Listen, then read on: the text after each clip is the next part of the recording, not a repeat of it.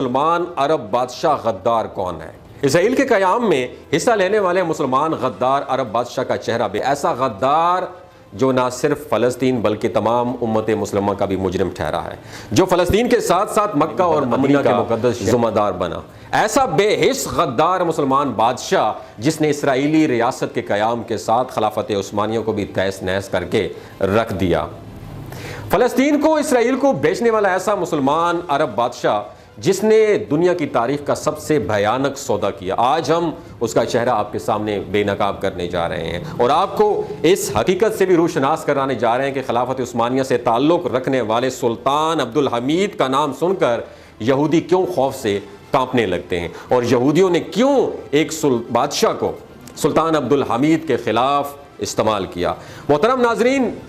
آج ہم آپ کو بتاتے جائیں کہ اسرائیل کے وجود میں آنے سے پہلے یہودیوں کا اپنا کوئی ملک یا ریاست نہیں تھی، بلکہ ان کی جو بھی اہم مقدس جگہ تھی وہ خلافت عثمانیہ کے زیر اثر تھی۔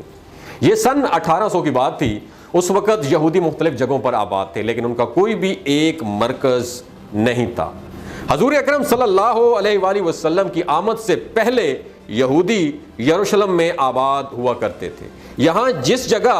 اس وقت بیت المقدس موجود ہے، وہاں اللہ تعالیٰ کے حکم سے حضرت داؤد علیہ السلام نے یہودیوں کے لیے ایک عبادت گاہ تعمیر کرنا شروع کی، لیکن وہ اس عبادت گاہ کو تعمیر یا مکمل نہ کر سکے اور ان کی وفات ہو گئی۔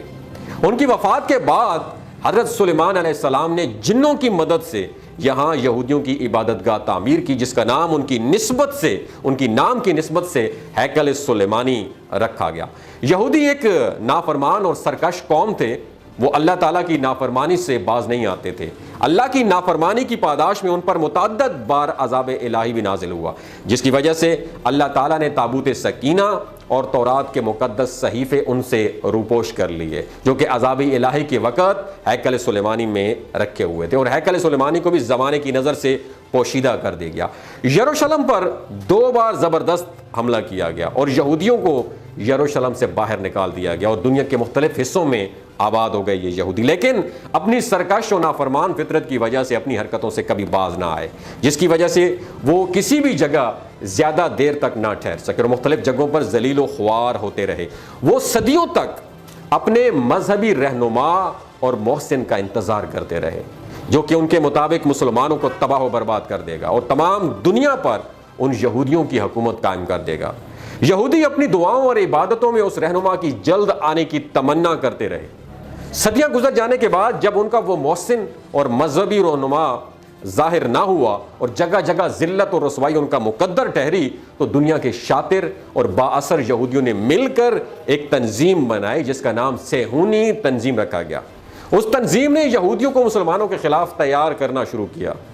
بلکہ یہودیوں کے لیے ایک علیحدہ ریاست کے قیام کی کوششیں بھی تیز کر دیں۔ اس تنظیم نے یہودیوں کو یہ تعلیمات دینا شروع کی کہ کسی یہودی کو مارنا ان کے مذہب میں حرام ہے، جبکہ کسی کو مسلمان کو مارنا نہ صرف جائز ہے بلکہ ثواب کا کام بھی ہے۔ انہوں نے یہودیوں کو تیار کرنا شروع کیا کہ وہ اپنی علیحدہ ریاست کے قیام کے لیے ایفرٹ کریں۔ اس سلسلے میں انہوں نے فلسطین کا انتخاب کیا، کیونکہ اس وقت ان کی تمام اہم جگہیں خلافت عثمانیہ کے زیر اثر تھی۔ ان کی مذہبی کتابوں کے مطابق فلسطین کا یروشلم ہی وہ شہر تھا جہاں ان کا مذہبی رہنما یا محسن ظاہر ہونا تھا۔ انہوں نے فلسطین میں اپنی علیحدہ ریاست بنانے کے لیے اپنی کوششیں اور تیز کر دیں۔ فلسطین اس وقت سلطنت عثمانیہ کا حصہ تھا اور سلطان عبدالحمید یہودیوں کی سرکش فطرت سے بھی اچھی طرح واقف تھے۔ یہودیوں نے اسرائیل کے نام سے ایک علیحدہ ریاست بنانے کے کام کا آغاز کیا اور اس مقصد کے لیے سن 1857 میں پہلی صہیونی کانفرنس میں سوئٹزرلینڈ میں صہیونیوں کے بانی تھیوڈور ہرزل نے ورلڈ صہیونی آرگنائزیشن کی بنیاد رکھی، جس کا مقصد فلسطین میں اسرائیلی ریاست کا قیام تھا۔ اس مقصد کے لیے انہوں نے سب سے پہلے سلطنت برطانیہ سے رجوع کیا، کیونکہ اس وقت دنیا میں سب سے مضبوط طاقت سلطنت برطانیہ کی تھی۔ سلطنت برطانیہ نے پہلے تو ان کی بات کی طرف کوئی خاص توجہ نہ دی، لیکن جب انہوں نے دیکھا کہ یہ صہیونی تحریک مقبولیت اختیار کرتی جا رہی ہے تو انہوں نے یوگانڈا اور سائپرس کے کچھ علاقے سے یہودیوں کو دینے کا چاہے، لیکن انہوں نے وہ علاقے لینے سے انکار کر دیے کیونکہ ان کی ڈیمانڈ تھی کہ صرف فلسطین کے علاقے ہی دیے جائیں۔ سلطان عبدالحمید کو اس وقت یہودیوں کی اس سازش کا پتہ چل چکا تھا اور انہوں نے فلسطین کے 80% علاقے کو سلطنت عثمانیہ کا حصہ قرار دے دیا۔ تھیوڈور ہرزل نے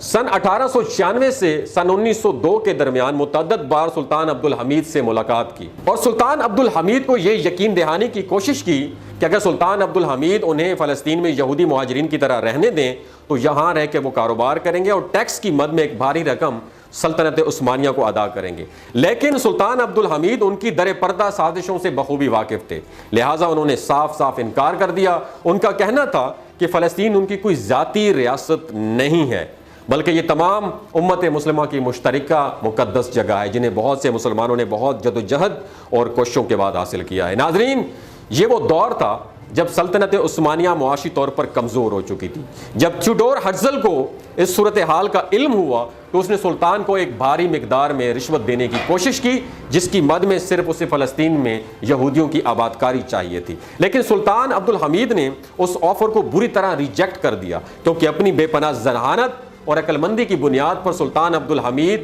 یہودیوں کی سازش سے آگاہ ہو چکے تھے کہ وہ فلسطین میں آباد ہو کر بیت المقدس کو نقصان پہنچا کر وہاں ہیکل سلیمانی کی تعمیر کرنے کے ارادے سے ہی فلسطین میں انٹر ہونا چاہتے ہیں۔ انہوں نے صہیونی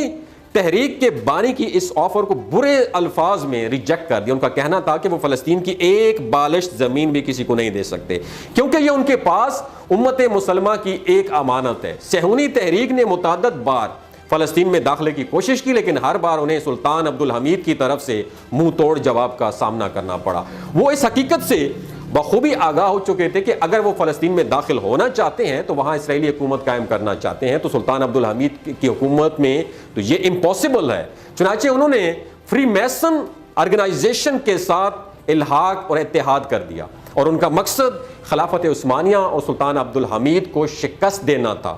چنانچہ وہ ایک نوجوان ترک تنظیم اور شریف مکہ کے ساتھ مل کر سلطنت عثمانیہ کے خاتمے کی مہم پر کام کرنے لگ گئے۔ محترم ناظرین، شریف مکہ نام تو بڑا مقدس تھا، پاک نام تھا، جس کا نام تھا حسین بن علی۔ یہ وہ شخص تھا جس کی مدد سے یہودیوں نے نہ صرف سلطنت عثمانیہ کا خاتمہ کیا بلکہ فلسطین میں یہودیوں کو بھی آباد کرنے میں مدد فراہم کری، جنہوں نے بعد میں اسرائیل کی علیحدہ ریاست بنانے کا آغاز کیا۔ ناظرین، آپ کو بتاتے چلیں کہ اس مذکورہ شخص کا تعلق سعودی عرب سے تھا۔ اس وقت یہی حسین بن علی ہی شریف مکہ تھا جو کہ اس وقت مکمل طور پر فری میسن تحریک کے لیے کام کر رہا تھا۔ اس شخص نے خلافت عثمانیہ کے خاتمے کے ساتھ ساتھ سلطنت برطانیہ کی مدد سے مکہ اور مدینہ میں خلافت عثمانیہ کے حامیوں اور علمبرداروں کو بھی ہتھیار ڈالنے پر مجبور کر دیا۔ یہی وہ بغاوت تھی جو کہ عربوں کے بقول عرب سے سلطنت عثمانیہ کے خاتمے کا باعث بنی، لیکن در حقیقت یہودیوں کی ایک بہت بڑی سازش تھی جو کہ انہوں نے سلطنت عثمانیہ کے خاتمے کی آڑ میں پوری کی۔ انہوں نے فلسطین کو دو حصوں میں تقسیم کیا۔ 1948 میں زبردستی اقوام متحدہ کے ذریعے ایک علیحدہ ریاست کے طور پر اسرائیل کو منوا لیا، جہاں پر وہ اس وقت اکٹھے ہو کر غزہ اور فلسطین کے نہتے اور معصوم عوام پر اس لیے ظلم و ستم کے پہاڑ توڑ رہے ہیں تاکہ وہ بیت المقدس کو شہید کر کے وہاں پہ تیسرا ٹیمپل تعمیر کر سکیں اور پھر مذہبی رہنما تمام دنیا میں ان کی حکومت قائم کر دے اور مسلمانوں کو تباہ و برباد کر کے رکھتے۔ محترم ناظرین، تاریخ سے تعلق رکھنے والے دونوں کردار سلطان عبدالحمید اور شریف مکہ حسین بن علی دونوں ہی کون تھے؟ مسلمان تھے، لیکن ایک غدار امت اور جبکہ دوسرا مسلمانوں کا عادل بادشاہ کہلایا۔ آخر میں دعا ہے کہ اللہ تعالیٰ سلطان عبدالحمید کی قبر پر کروڑوں رحمتیں نازل فرمائے اور تمام امت مسلمہ کو پھر سے سلطان عبدالحمید جیسا نڈر لیڈر عطا فرمائے تاکہ بہادری کے ساتھ بیت المقدس کی حفاظت کر سکے۔ آمین ثم آمین۔ اگر آپ کو یہ ویڈیو اچھی لگی ہو تو تمام مسلمان بھائیوں کے ساتھ ضرور شیئر کیجیے گا، ہو سکتا ہے اللہ تعالیٰ اس ویڈیو کے ذریعے کسی مسلمان بھائی کا دل طرح کی مزید انفارمیشن، نیوز، خبروں اور تبصروں کے لیے سبسکرائب کریں ہمارے تلوکر انفارمیشن نیوز یوٹیوب چینل کو، اور اگر آپ کو ویڈیو اچھی لگے تو ویڈیو کو لائک کریں، دوستوں کے ساتھ شیئر کریں اور بیل آئیکن کو دبانا مت بھولیں تاکہ اس طرح کے انفارمیشنل ویڈیو اب تک پہنچ جائیں بر وقت۔ شکریہ۔